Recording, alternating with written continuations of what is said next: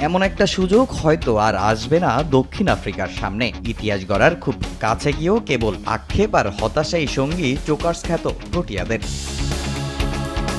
৩৩ বছরে ৭ বার সেমির মঞ্চ থেকে বাদ পড়ার ফাড়া এবার কাটিয়েছিল দক্ষিণ আফ্রিকা। শন পল্ক, মার্ক বাউচার, জ্যাক ক্যালিসরা যা পারেননি সেটার খুব কাছে গিয়েছিলেন মার্করাম ডিককরা। পরম আরাধ্যের শিরোপাটা হাতে নেয়ার সম্ভাবনা তৈরিও করেছিলেন। তবে প্রোটিয়াদের ইতিহাস গড়তে দেয়নি ভারত। আক্ষেপ থাকলেও সতীর্থদের পারফরমেন্সে গর্বিত অধিনায়ক।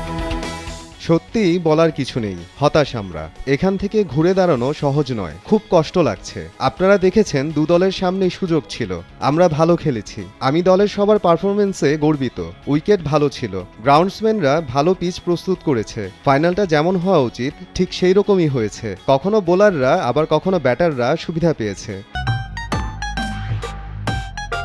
দাগ লাগুক যতবার, বার্জার ইজি ক্লিন একবার।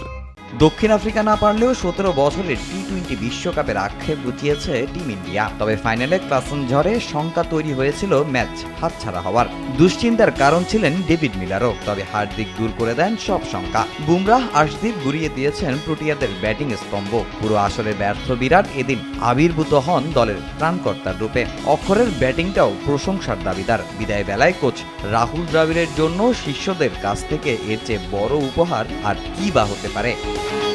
এই ট্রফিটা তার প্রাপ্য। সে ভারত দলের জন্য অনেক কিছু করেছে। আমি খুশি তাকে শিরোপা দিতে পেরেছি। সবাই ভালো করেছে। তবে ম্যাচে ৪-৫ ওভার বাকি থাকতে ক্লাসেনের উইকেটটা হার্দিক নিয়েছে। এরপর শেষ ওভারে মিলারের উইকেট নিয়ে ম্যাচ ঘুরিয়েছে। বুমরা সবসময় আমাদের জন্য ম্যাজিক্যাল কিছু। ব্যাটারদের কথা এড়িয়ে গেলেও চলবে না। বিরাট অসাধারণ, অক্ষরও।